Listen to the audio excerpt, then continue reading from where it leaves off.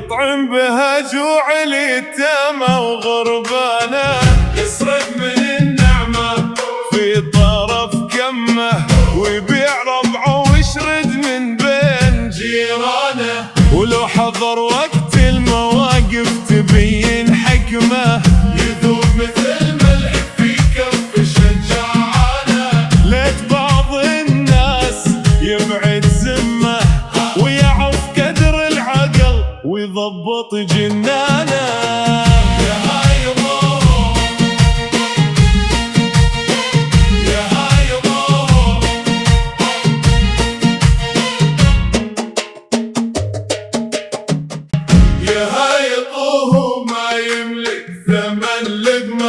يطعم بها جوع اليتامى وغربانه، يسرد من النعمه في طرف كمه، ويبيع ربعه ويشرد من بين جيرانه. ولو حضر